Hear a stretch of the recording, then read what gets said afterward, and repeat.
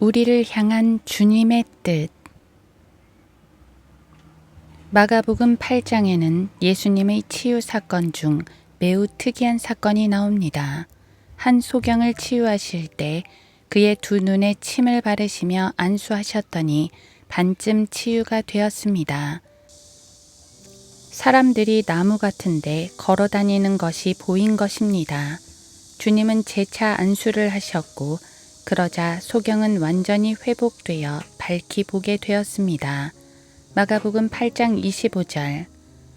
예수님은 두 번에 걸쳐 치유를 완성해 주셨습니다. 다른 사건에서는 이렇게 하신 적이 없습니다. 그런데 이번에는 왜 처음부터 완전해지지 않은 것일까요? 예수님의 능력에 문제가 생긴 것일까요? 당연히 아닙니다. 예수님의 능력에는 문제가 없습니다. 첫 번째 치유에 실패를 하신 것도 아닙니다. 사실 본문 말씀만 갖고는 왜 그렇게 하셨는지 뚜렷이 알 수가 없습니다. 그 소경의 믿음에 문제가 있었는지도 모르겠지만 그런 건 나와 있지 않습니다. 그보다는 응답의 다양성이라는 관점으로 보는 게 좋습니다. 주님은 만져서 고치시기도 하시고 만지지 않고 고치기도 하셨습니다. 병자의 믿음을 보고 고치기도 하시고 그의 믿음과 관계없이 친구들의 믿음을 보고 고치기도 하셨습니다.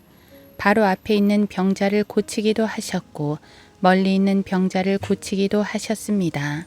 마찬가지로 한 번에 고치기도 하셨고 단계적으로 고치기도 하셨습니다. 바로 이 경우입니다. 주님은 항상 전능하시지만 그 방식에 있어서는 획일적이지 않으십니다.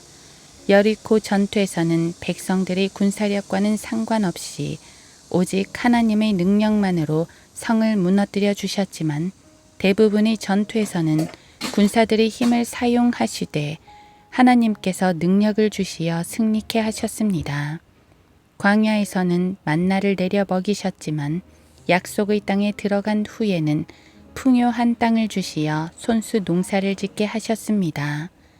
주님의 인도하심은 동일하나 어떤 때는 직접적으로 또 어떤 때는 간접적으로 도와주셨으며 어떤 때는 재빠르게 또 어떤 때는 천천히 역사해 주셨습니다.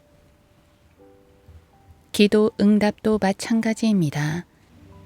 빨리 응답되는 경우도 있지만 늦게 응답되는 경우도 있습니다. 이 소경의 경우처럼 단계적으로 응답되는 경우도 있습니다. 그렇다고 주님의 능력에 문제가 생긴 건 아닙니다. 다만 응답의 방식이 서로 다른 것 뿐입니다. 그분의 때와 역사하시는 정도가 다양할 뿐입니다. 때때로 우리는 더디 응답되는 것에 불평을 합니다. 분명히 간절한 기도이고 또 주님의 뜻에도 특별히 어긋나지 않는데 응답이 더딘 경우가 있습니다. 그러면 정말 답답합니다. 때로는 짜증도 납니다. 아무리 신실한 성도라도 불평스런 마음을 갖게 됩니다. 때로는 하나님 뜻과 관계없는 행동도 하게 됩니다. 다울은 사울에게서 도망치는 생활이 얼마나 지겨웠는지 막판에는 가드 왕 아키스에게로 피신합니다. 사무엘상 27장 2절. 이때 하마터면 자기 동족 이스라엘을 대항하여 싸울 뻔도 했습니다. 다행히 하나님께서 막아주셨지요. 이와 같이 다윗처럼 신실한 성도도 하나님의 뜻을 헤아리지 못할 때가 있는 법입니다. 그래서 우리는 더욱더 하나님을 신뢰해야 합니다. 응답이 늦어지고 하나님의 능력이 강력하게 나타나지 않는다고 불평할 필요가 없습니다.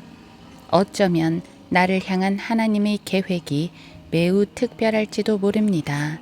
비록 늦지만 더 확실하게 응답해 주실지도 모릅니다. 응답이 이루어지는 과정에서 더 큰 은혜들이 나타날지도 모릅니다. 응답을 기다리는 동안 내 믿음이 엄청 성장해 훌륭한 군사가 되어버릴지도 모릅니다. 우리를 향한 주님의 뜻은 정말 모를 일입니다. 분명한 건 하나님은 우리를 사랑하신다는 사실입니다. 우리를 향한 주님의 뜻을 신뢰하며 나아간다면 가장 좋은 복들을 받으리라 확신합니다.